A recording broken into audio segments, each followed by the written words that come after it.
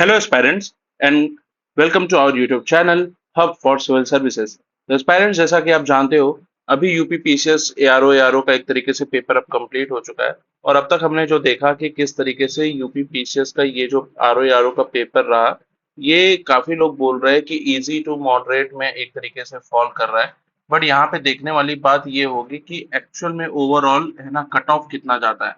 तो जो एक तरीके से मेरा अभी एक तरीके से कैलकुलेशन है वहां पे कट ऑफ 132 है ना 140 के बीच में या 150 के बीच में बहुत हाई चांसेस हुए है ना एक्स्ट्रा जाने की। तो यहाँ पे बन सकता है क्योंकि पेपर थोड़ा सा इजी साइड में था। अगर यही पेपर अगर हम सोचते हैं कि पेपर थोड़ा सा है ना थोड़ा सा भी टफ आता जितना भी पिछली बार हमने देखा था जिस तरीके से पेपर में क्वेश्चन है ना क्वेश्चन में देखने को मिला था, अगर उस तरीके से होता तो यहाँ पे हम उसको देख सकते थे कि पेपर का जो कट ऑफ होता ये 120 के अराउंड हम बोल सकते थे।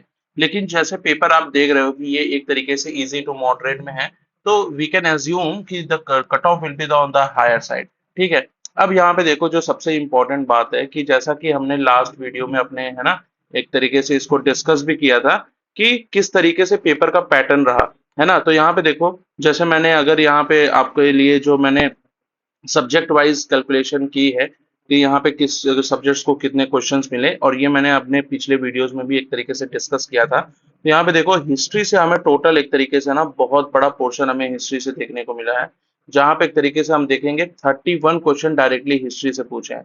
अब ये हिस्ट्री का जो क्वेश्चन है यहाँ पे एंशियंट प्लस मॉडर्न, ठीक है, और मिडवल, ठीक है, इन तीनों का एक तरीके से आप बोल सकते हो कंपोजिशन में सबसे ज्यादा जो पोर्शन मुझे देखने को मिल रहा था वो था मॉडर्न हिस्ट्री का। बहुत वन वे आंसर था, ठीक है, कैबिनेट मिशन, क्रिप्स मिशन, ठीक है, उसके बाद आपका अगस्त ऑफर, है ना, इन सब के ऊपर दो तीन क्वेश्चन मुझे रिपीटेटेड लगा। मुझे ऐसा लगा कि शायद एक थीम को इन्होंने पकड़ा है और उसमें से ही दो तीन क्वेश्चन इन्होंने बनाने की कोशिश की है। ठीक है। तो ये चीज अक्रॉस द लगा। एग्रीकल्चर में की भी बात करूं तो एग्रीकल्चर में भी एक क्वेश्चन जहां पे आप अगर देखोगे तो कैश क्रॉप से रिलेटेड क्वेश्चन था, तो उन्होंने शुगर केन के ऊपर क्वेश्चन पूछा। वहीं दूसरा एक क्वेश्चन एग्रीकल्चर में फिर उन्होंने शुगर केन या कैश क्रॉप के ऊपर पूछा, और फिर एग्रीकल्चर उन्होंने थीम उठाई तो उन्होंने फ्रूट्स का प्रोडक्शन पूछा। तो इस तरीके से ये सारी चीजें चल रही थी। ना वहां पे एक बहुत ही इजी क्वेश्चन आया कि विद राइस, है ना, पोटैटो, ये सारी तरीके की चीजें क्या कैश क्रॉप में फॉल करती है या नहीं, इस तरीके के क्वेश्चंस आपको देखने को मिला है। ठीक है। तो कुछ कुछ में है ना एक तरीके से आपको बहुत ही है ना रोड लर्निंग या फिर जिन्होंने पीवाईक्यूज किए होंगे उनको एक तरीके से फायदा हुआ होगा। लेकिन जहां पे यहाँ पे अगर आपने बेसिक थोड़ा सा भी लॉजिक के साथ में अगर क्वेश्चन पेपर को अटेम्प्ट किए होगे तो आप 10 या 15 नंबर का एज इस पेपर में आराम से लेके जा सकते थे। ठीक है। हिस्ट्री के बाद अगर बात करें तो यहाँ पे सबसे बड़ा पोर्शन जो देखने को मिला वो था हमारे लिए साइंस।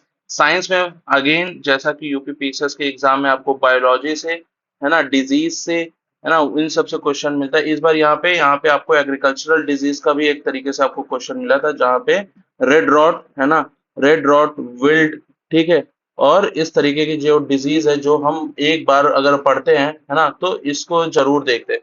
तो इस तरीके का क्वेश्चन वहां पे भी था, है ना, जहाँ पे आप एग्रीकल्चर के इस क्वेश्चन को भी इजीली कर सकते थे। ठीक है। अब यहाँ पे देखो बायोलॉजी का जो बात है, तो बायोलॉजी में यहाँ पे जैसा एक्सपेक्टेड था उस तरीके के क्वेश्चंस आपको मिले हैं। विटामिन्स के क्वेश्चंस मिले हैं। ठीक है। विटामिन्स में कौन कौन सा आपका जो है सॉल्युबल है, कौन सा इनसॉल्युबल है, जो कि आप पढ़ते हो, है ना, और उसके ऊपर डायरेक्टली वहां पे क्वेश्चन एक तरीके से हमें देखने को मिला था। अगर मैं बात करूं तो साइंस के अगर किस तरीके का क्वेश्चन पेपर था, मतलब आप उसको इजी कहोगे या मॉडरेट कहोगे, तो मेरे हिसाब से जो साइंस का भी पेपर था वो एक तरीके से इजियर साइड पे ही था।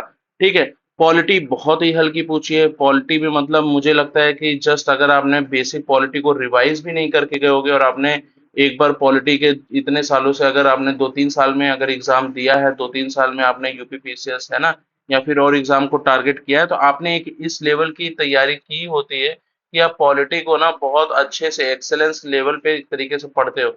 तो यहाँ पे एक बार अगर किसी ने पॉलिटी को बहुत ध्यान से पढ़ा है तो वहां पे उनके लिए पॉलिटी का भी क्वेश्चंस बहुत ही इजी देखने को मिला था। सबसे इम्पोर्टेंट बात है कि साइंस के बाद जो है ना सबसे बड़ा पोर्शन किसका था, तो यहाँ पे आप देखोगे कि करंट अफेयर और ज्योग्राफी, है ना, करंट अफेयर और ज्योग्राफी दोनों के एक तरीके से 16-16 क्वेश्चन हमें देखने को मिले हैं। करंट अफेयर यहाँ पे जो पूछा गया है करंट अफेयर की बात करूँ तो करंट अफेयर में 1-2 क्वेश्चन ही बहुत ही लेटेस्ट थे, है ना? जैसे पद्म विभूषण का एक तरीके से हमें क्वेश्चन मिला था, है ना? जहाँ पे आप देखने को मिलेगा कि 2025 में कितने लोगों को मिला था और पद्म भूषण की बात यहाँ पे की है। अब यहाँ पे पद्म विभूषण जिन लोगों ने देखा है, अगर वो ये सोच रहे थे कि यहाँ पे ये 2024 का है और उन्होंने एक तरीके से जल्दबाजी में उसका आंसर 5 करके आए, तो वहाँ पे एक तरीके से वो इसमें, है ना, एक मार्क्स खो सकते हैं। बट द क्वेश्चन इज कि पूरे करंट अफेयर में आखिर इन्होंने सारे के सारे जो है 2024 या मुझे जो लगा कि जनवरी, ठीक है, जनवरी के पहले का ही करंट अफेयर था। तो मुझे जो लगता है कि जुलाई और जैन इस बीच के करंट अफेयर की इन्होंने बहुत ही, है ना, उससे पूछा है ना, ज्यादातर क्वेश्चंस मुझे यहीं से देखने को मिले।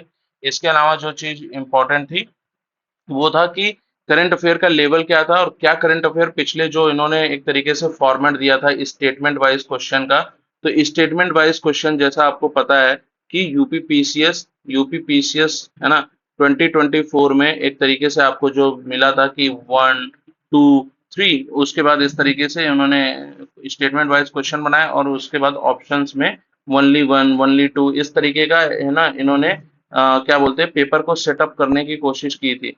ठीक है, तो वो चीज इस बार हमें देखने को नहीं मिली। यूपी से वापस से अपने पुराने वाले एक तरीके से फैक्ट बेस्ड जो चीजों को वो बैक करता है, उस इंफॉर्मेशन पे वो वापस आए हैं।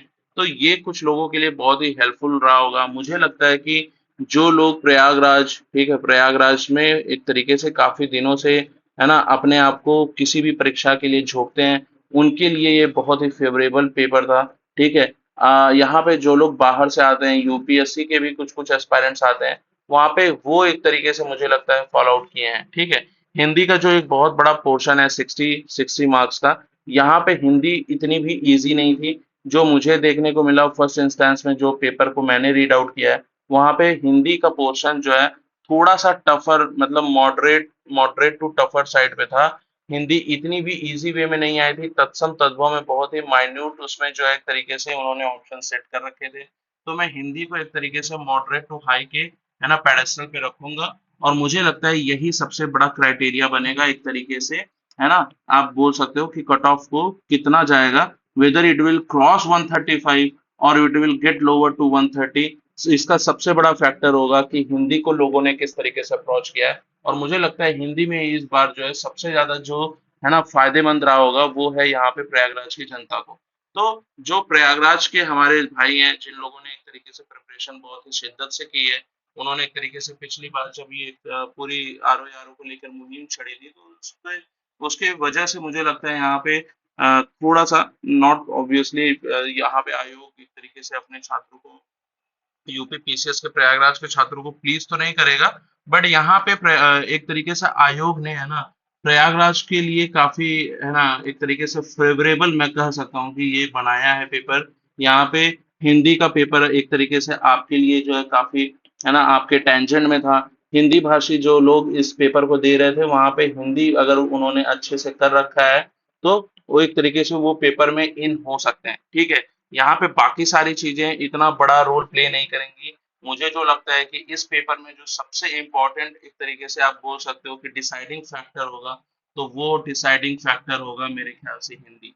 तो हिंदी को ही अगर आप एक तरीके से मान के चलो कि जो कट ऑफ होने वाली है, ठीक है, वो लबोलुआब उसका ये है कि Hindi will be the deciding factor. Hindi से डिसाइड होने वाला है कि कट ऑफ कितना जाएगा। पॉलिटी हो, साइंस हो, इन्वायरमेंट इकोलॉजी की बात हो, ठीक है, ये सारे क्वेश्चंस जो है करने लायक थे।